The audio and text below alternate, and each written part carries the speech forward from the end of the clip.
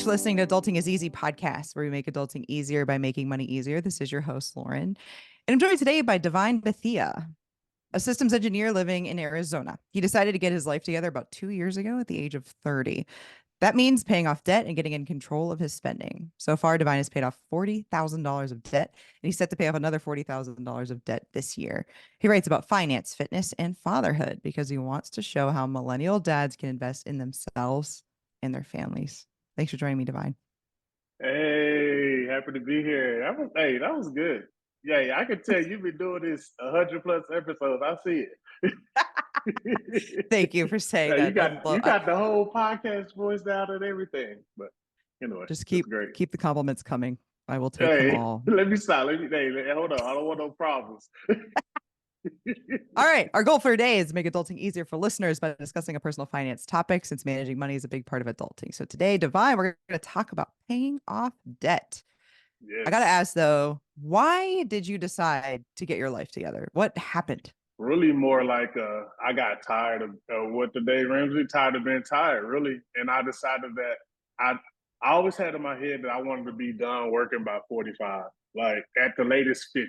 Like, I don't want to have to work anymore, like, because I've seen people growing up, like, working literally till they die, like, because they had to. They had no choice, not having money growing up and stuff like that. And I was like, you know what?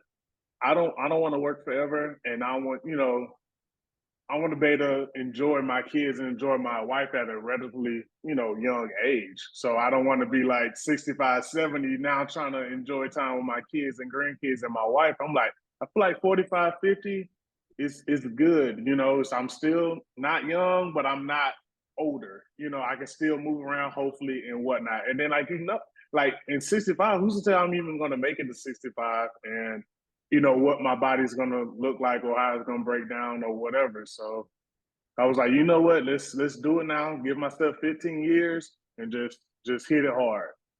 So stop playing. Hey, I had my fun years, so to speak. So What did becoming an engineer have to do with that plan? Was it part of it?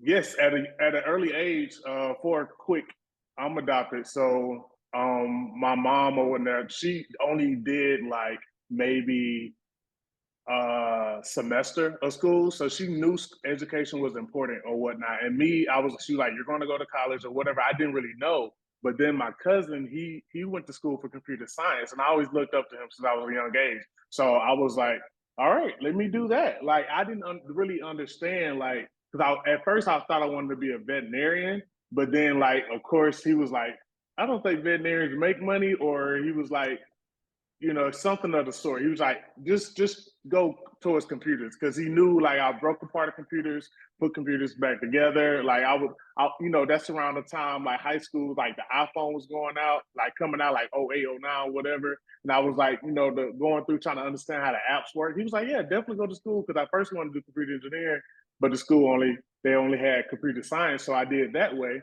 And then I didn't understand until like my second year that trajectory of money, like how much you could make as a computer scientist. I was like, oh, it's over. Like, I mean, I knew I had to graduate because I didn't have nowhere to go. Like, my goal was like, I'm from Alabama, so it was like, I got to get out of this small town. All right, let me go to college. I got to get out of Alabama as a whole. Nothing wrong in Alabama, but there's more opportunities elsewhere, So that was my whole goal. And then once I figured out, like, I had my first internship after my sophomore year, and I was only making $15 an hour, right? So I was like, oh my God, this is a lot of money for me. And I was staying with my cousin, and I was like, I didn't really have to pay anything. I had saved up like $6,000. I was like, oh, in the summer, oh, this is great. So after that, I was just focused on, okay, graduate, any means necessary. And like, I understand I can make money. And then I looked into DOD, because I noticed most of our money as America like goes towards DOD. So I was like, okay, that's job security in a way. And I'm country Alabama. I'm like, I can work in air conditioning. That's fine. I worked on a farm, my young years. I'm like, what? Hey, I can work in the air conditioning. It's gonna be great. So I love that. I love that attitude. that's how how it ended up for me. So I was like, all So right, yeah. So out of school, you're making good money, but that Yeah. didn't keep you from getting in debt. And I think this is something that people struggle with a lot. They think, oh, if I just made a lot of money, I wouldn't have any debt. But that's not how it went. Can you talk a little bit about that? Yeah. So fresh out, like I was good for. I mean, of course, I had student loans or whatever, and I had a car given to me, like '02 Mitsubishi Galant.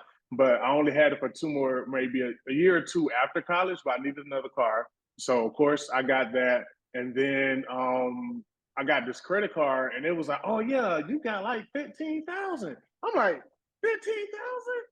Let's go. What can I? Hey, I make 62.5.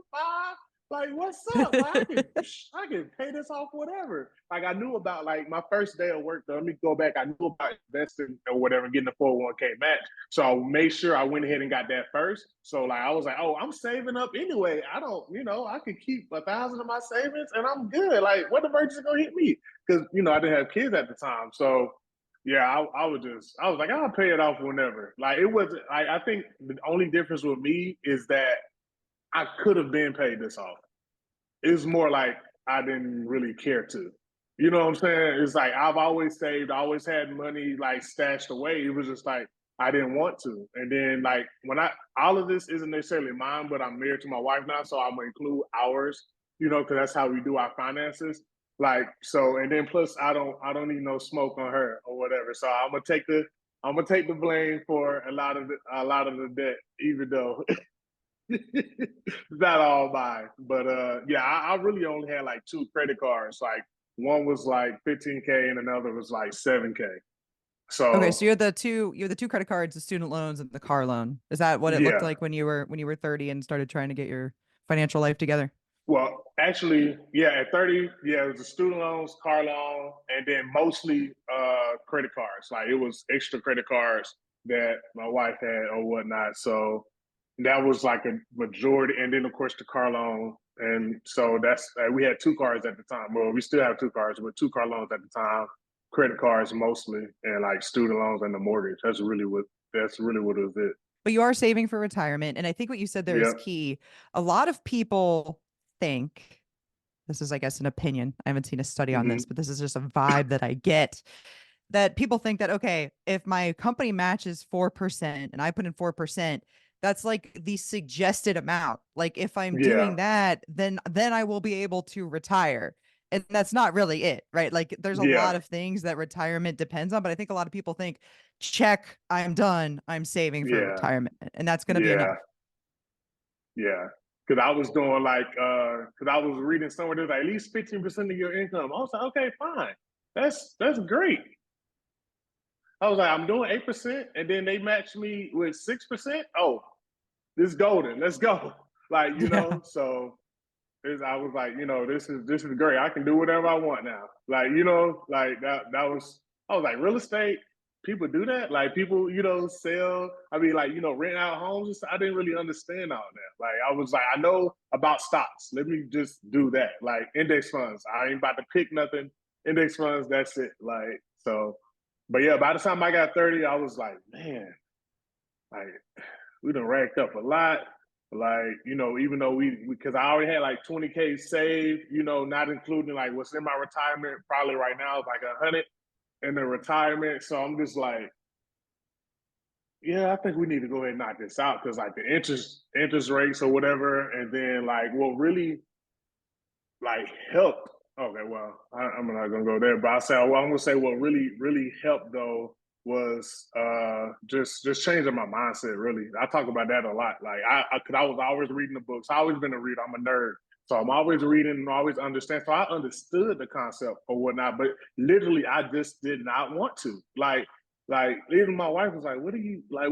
You ain't paying." I'm like, "That's the minimum. It's fine. It's fine." Listen. I always went back to I got retirement. I got Yep. that retirement, baby. Hey, Which 65. is What's good. up?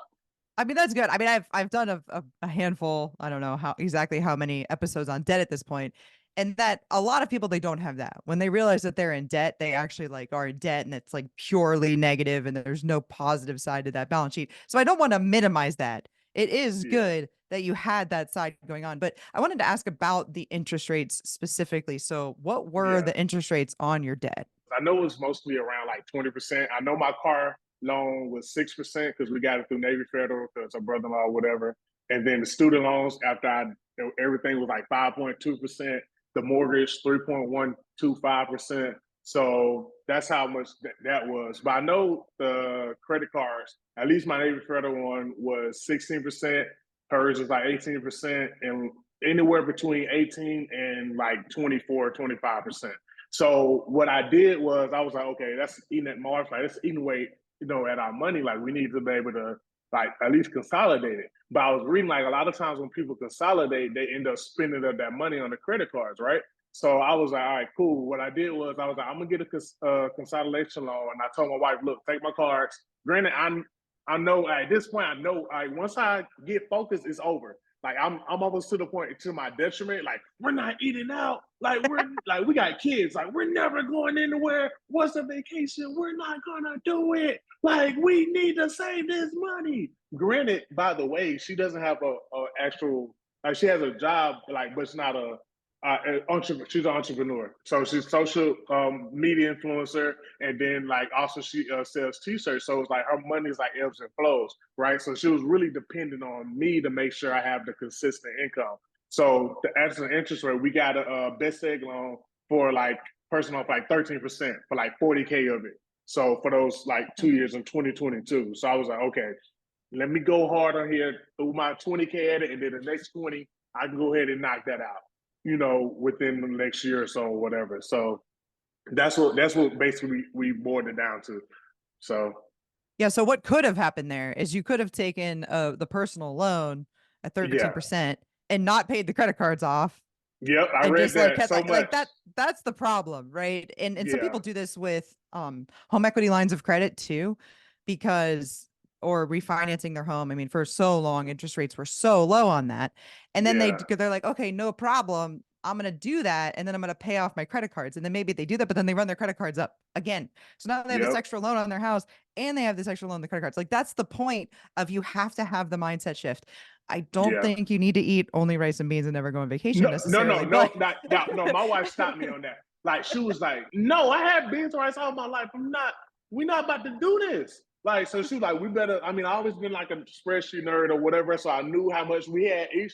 At the end of the month, we always had 11, $1,200, $1,100, $1,200 at the end of the month to spend on food and gas for the car. Because like those the only two things that was like up and down. But like she mostly cooked, so that was fine. But she was like, "Hey, I want to go out to Cheesecake Factory. We still want to do date nights and stuff like that." So I was like, "All right, we can still do. You still got the money saved up." But she that worst case scenario, you can take the money out your Roth, like some of your Roth IRAs that's like that you didn't, that you already put in. You can take that out and then just use that if stuff really hit the fan and you really need cash. Like I was like, yeah, I didn't even think about that. She was like, yeah, not necessarily the 401k, but the Roth part where you can't, granted, you don't want to, but like in worst case scenario, it's like you can do that. Like, calm down. When we have a couple thousand, saved up, like, and like the only time that really got bad with emergency funds was last year. But I had went ahead and saved up like 10K, but a lot of things started happening with like the car, my daughter's in and out of the hospital, like things of that nature. So, but yeah, it was like a lot of emergencies that started happening out of nowhere. But like I said, it was the mindset shift. so I want to dive in a little bit to what you were saying there about being able to take the principal out of your Roth. And you can do that as long as you've had the account for 5 years and it's money you've Yeah, put in. It's post tax anyways, so you can take it back out.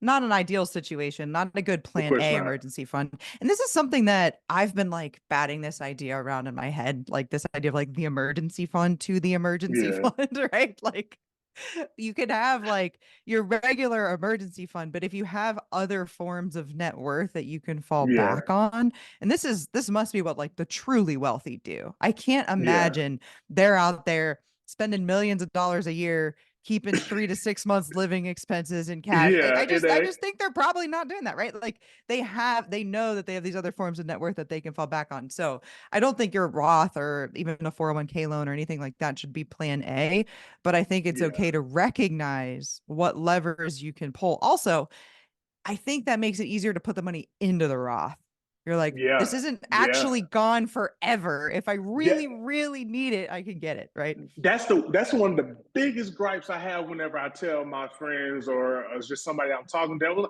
They was like, my money's gonna be gone forever. I'm like, it's literally not. Like, what are you talking about? It's right there. Like I see it, like, and that was the best thing about having Mint. Now they no longer have Mint or whatnot. But I had Mint, and like I was like, okay, my 401, my Empower, my Navy Fed, whatever other accounts, like it was like, oh, this is crazy. Net worth 50K. Let's go. I Yeah. don't know many people that got 50K at at 30. Like, what are you talking about? I get on Twitter. I'm like, oh, I ain't hanging around the right people. Like, So if I was have hanging it. around the right people, Yeah, I mean, okay, sure, you're the average of the five people you spend the most time with, and that's true. But we don't want to do too much comparing, right? Like we need to oh remember that yes, yeah, positive net worth in this country is like a great thing. Like yeah, 50K for anybody is a great thing. Yes, you go yeah, on money Twitter and you get no kind of a yeah, weird echo chamber situation where everybody's worth multiple millions of dollars in their 30s. yeah. I'm And just that like, it's going is crazy. unusual. Just like it's you start to think like I want, and if people are going to compare themselves, I want them to see those people as aspirational. I don't want them to compare themselves and then start feeling bad about themselves like they should be there. That's a huge deal Yeah, too, I think. So I yeah. wanted to ask a nitty-gritty question about actually with the debt that you're paying off. What method are you using in terms of, I know you mentioned earlier Dave Ramsey. Are you using Avalanche or Snowball? How are you choosing which debts to pay off first? So at first I was doing snowball, but I was like, I already had a mindset. And like I'm looking at AP, the interest rates. I'm just like, let me knock out the ones with the highest interest rate. So I was like, let me just focus on that. So since I said I consolidated that 40 or whatever, knocked it out, I was like, the highest interest rate, that's basically the avalanche method. That's basically how I do it. Like it might take a little, I think it might take actually less time because of knocking out the highest interest rate, but For sure. it might feel like forever though. You know what I'm saying? Like I'm like, Yeah. especially you got a big loan, you was like, oh my God. Yeah. So like at first, the mortgage and the student loans, I'm not really worried about it because they're less than 6%, whatever, Yeah. that's fine. But like the credit cards and the car, like even the car, like at 6%, I'm like, okay, let's focus on all the credit cards. Like, let's knock these out. Let's knock these out. So yeah, Yep, that's the smart. So highest interest. how before you started working on the debt, how much money every month was going towards those debt payments? Oh Jesus! Don't let me lie to you. Like, I do not want to lie. I Okay. want to say maybe 15, 1800. Okay. It was And it so was when like you pay 15. those, and then now you've got, I would assume more going towards debt Oh than you did yeah. then. Oh But yeah. eventually that's going to be less, right? Like that's the idea. Yeah. Like that's the Yeah, whole because I thing. mean that's the whole point. That's what I'm still using the snowball with the avalanche. Because like what I'm doing, like right now, it's like the way I have it set up. Like I do the minimum, but everything above, like my wife hates this. She hates the way I do it. Like it's like everything above 10K, like outside of at the end of the month after we done paid everything, anything above 10K, I'm finding that highest interest and I'm just shooting it. Like I done paid the minimum already because I built that into like our monthly whatever. We pay our monthly bills like on the first and second, pay everything off. Then by the end of that month, we just like, okay, how much do we have left? All right, everything above 10, we shipping it. Like, so that's why I was like, don't let me lie to you. Like, I really don't know how much because I was throwing so much. I was doing Ship, I was doing eBay, like now I'm doing Amazon, like reselling, like because I wanted to make sure whatever I did, because Ship kind of like tiresome because I had off Fridays, so I was doing that while my kids was in school or whatever, and like on Saturdays, but that got too much, and then it really wasn't like worth it. You know what I'm saying? Like at first it was I could make like 250 in a weekend, but then like more people doing it because I get easier job to get into. I started making less and less, so I started doing like eBay flipping, which that started to do too much because I was going to the garage sales all the time and everything like that. That was still taking away time from the family. So the next two things I started looking at was Amazon. So I started doing that because I could do Amazon away. I could look online for the sales and, use certain tools to see, okay, this is selling for less. I can sell it for more on Amazon and, do it that way. And I was doing freelance writing. So picture content, I can do that at the house. Like I said, I still want to be, I want to still be around like my kids and everything of that nature. So, and what also helped was my promotion. I got promoted a year and a half ago, and then literally this March, I got another promotion, like 45% more and 40K sign on bonus. Wow. And they gave me like another 20K just for like moving. And granted, they moved my house, but like just to find somewhere to live. But we had already figured out where to live, so it was fine. So literally, that's why I'm like, of course, after taxes, like I have to do all that. But after that, I was like, oh yeah, we can knock this out this year. Oh, it's over. Like, you can't tell me nothing. Like, and we can still like it's our 5-year anniversary, so she wants to go to Jamaica or whatever. So we can still do our vacation. Cash, don't play with me. Like we can still do that. We can pay off all our credit cards, like everything this year. So I think what stayed was actually working at work and looking for like, because I've been with the same company for 8 years. Like I literally was like, I'm a company man. Like, I'm down for it. And my wife was like, these people have been contacting you for years, like the last Yeah. 3 or 4 years. And she's like, just see what Yeah. happens. So I did my interview, whatever. I'm not thinking nothing of it. 3 days later, I get an interview. I mean, I get an offer. That That's was huge. fun. That's a big deal. And I think a lot of people should be thinking this way. I know it's hard. I worked at a company for 7 years. I kind Yeah. of plateaued there. It was hard to leave, but I had to. In my Yep. case, I sold training, and the training that this company did was 100% in-person training. They had not migrated into the 21st century with, virtual training, and I couldn't Yeah. do it anymore, right? And it was hard to leave. And I know that's hard to do. And I don't think you want to hop every year or anything like that. But I Yeah. don't Of think there's course any not. harm, like your wife said, in looking around because look at the impact that can have on your family. Look at the impact that can have on your future. It's crazy, but not to look, in Listen, my opinion. hey, Lauren, I'm telling you right now. I was like, I should have been this. I'm kicking myself. I'm like, I said we could have been out. We could have been done. More money only helped your debt situation and your net worth situation because you were in the right mindset for it to do that. Like that is key. And also, I like that we're talking about the income side of things because Yeah. a lot of personal finance is focused on cutting cable and don't get coffee and should you take a look at your expenses periodically? Yeah, make sure it's not getting out of control. Don't like neglect your expenses. But if you can focus on that income side, if you have the right mindset, you can shift your financial trajectory pretty quickly. Yeah. Yeah. I mean, like I do also focus on cutting as well, obviously, because that's what I was gonna do. But like not to my detriment of my family and stuff. Like we still want to go out like at least once or twice a week. Like especially if she's home with the kids, she get tired of cooking all the time. Maybe I don't want to cook all the time, but granted, I cook mostly because I know how expensive it is to take a family of five out to eat all the time. I understand that. And like even with our insurance jumped up from 250 to like 550. We was like, let's shop around.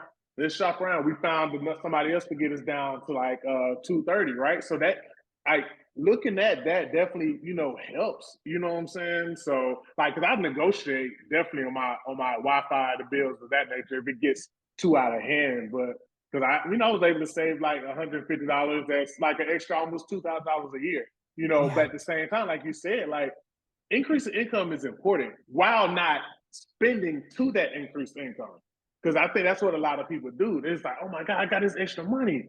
I'm like, no, and like that's what helped me. Like I said in the beginning, I could have paid off because I had another account where I never looked at. I put like, and I got paid weekly at the time. I'm like, I put like $100, $200 a week away, like not looking at it. I'm like, could have.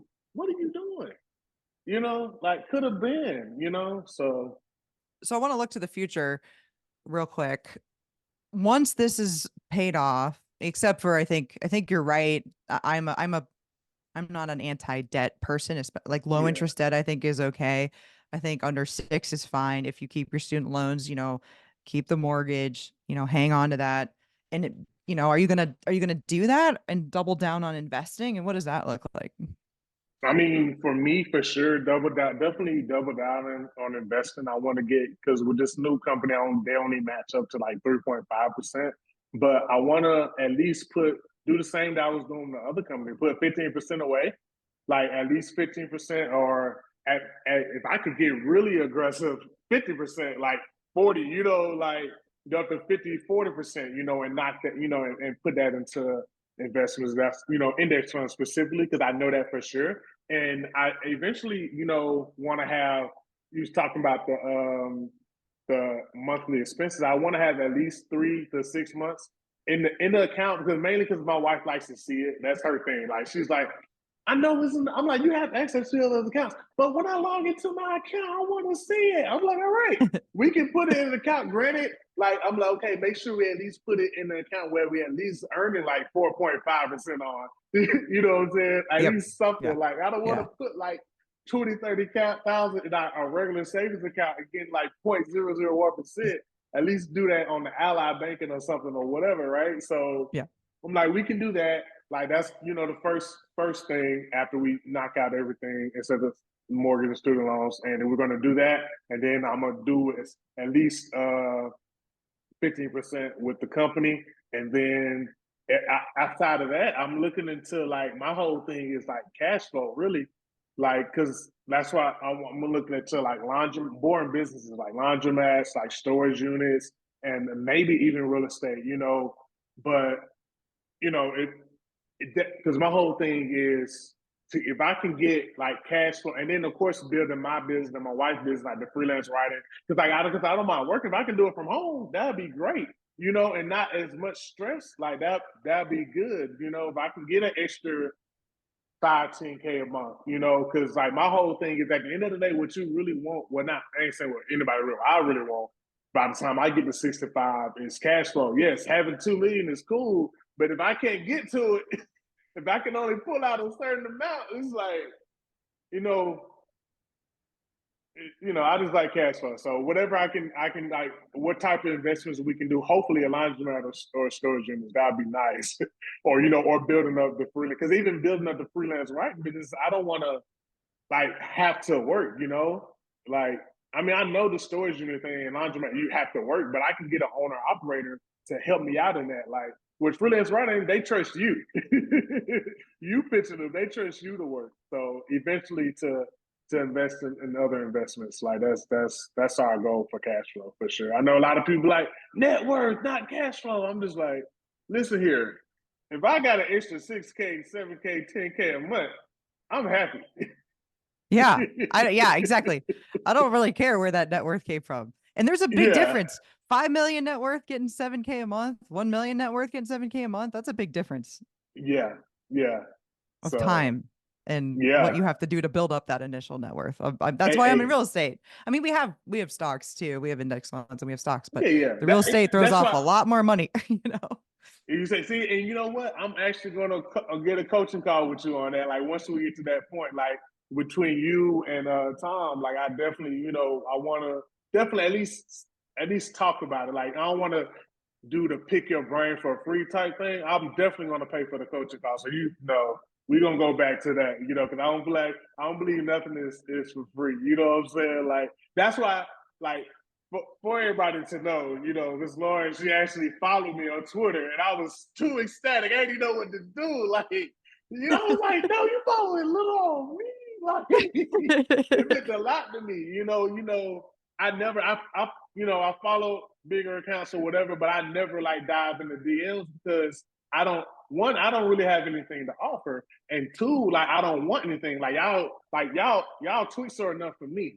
Like Brennan, Tom, yours, like tweets are enough for me to be like, okay, I know what to do. You know what I'm saying? Like a budget bill, like it's like I already know. It's like, all right, I just focus on that. Like for me, I'm like, I just focus on somebody who's already done it. You know what I'm saying? I was like, okay, it took them 17 years, maybe 15 to do it. That's okay. If I can do what they did for the next 15 years of my life, I can have what they have. That's why, like you Absolutely. said, like comparing myself in that matter. Not necessarily like competition or oh my God, I'm angry. They got more than me. Like, no, get to work. I got the income. I got the resources. I just need to do what they did. Like, yes, it's a different landscape. Yes, I can, might have to have more money to get into real estate or whatever, but it's like, I can find out how they did it. And y'all show it all the time. So through your Well, podcast and you, everything. well, and you are that for others too. Don't forget, you're Yeah. further down the path than some people. So you have nobody listening to this podcast thinks Devine doesn't have a lot to offer. I promise you that. Well, hey, you know what? That's one thing I should definitely look at, man. Because I'll never look at myself like that. Well, speaking of all this social media stuff, why don't you let people know how they can follow you and get in touch with you? Okay. Well, on Instagram is Devine Bethea, Beathea, like and for Medium, like the Medium writing or whatever, it counts Devine Bethea. And also on Twitter, let me tell you, with Twitter it's Devine Bethea. At first, I have a website called the Wealth Building Dad. Mind you, I wasn't on Twitter before. Okay, so let me go ahead and put this out in the air. Like, I had Wealth Building Dad on Twitter and everything. I already got my website, or whatever, and then I get on the website and I'm like, who's this other guy? Who's this other Wealth Building Dad? Like, wait a minute. That's what happens when you don't do marketing research and you just go. Yeah, So tell me I about it. just I mean, that's how I end. That's how my website's Real Adulting is Easy, and my Twitter's Adulting is Easy because yeah. I started on Twitter. Um, Oh man! So that's why I changed everything to just my name. So you type my name into like Instagram, Medium, Twitter, or the only one that's not different is my actual website where I post blogs like the Wealth Builder Dad, like .com. So that's how you can get in touch with me. That's how you can find me. Like, hey, follow me on Twitter. I follow back. I definitely reply if you talking about the right thing. Like, it's all positivity, fatherhood, fitness for sure. Because I feel like fitness and managing your money goes hand in hand. It's like, hey, you can be disciplined in fitness, you can be disciplined in money. I feel like it works hand in hand. Totally agree. Episode 164 is called Move Yourself Physically, Mentally, and Financially. And that was with Justine, Miss Financial Fit. You guys might like that. Also, there's a ton of different, like I said, debt focused Adulting is Easy episodes. Episode 45 was about student loans. 126 is called Crying Over Debt to 1 million Net Worth. Or episode 147 was 51K in debt and then getting out of it with house hacking with the debt free Yeah. guys. We've had, you mentioned Tom the I Frugal love those Gay. He's been guys on too. I love twice. the different Brennan's guys. been on. Like, Yeah. you guys can, if you love this episode, you can dig back in. Also, don't forget to follow me. Adulting is Easy on Twitter/X, Instagram at Adulting is Easy Real. There's another problem. YouTube at Adulting is Easy. You guys, thanks again for listening. Hopefully, Devine and I have made adulting a little easier for you.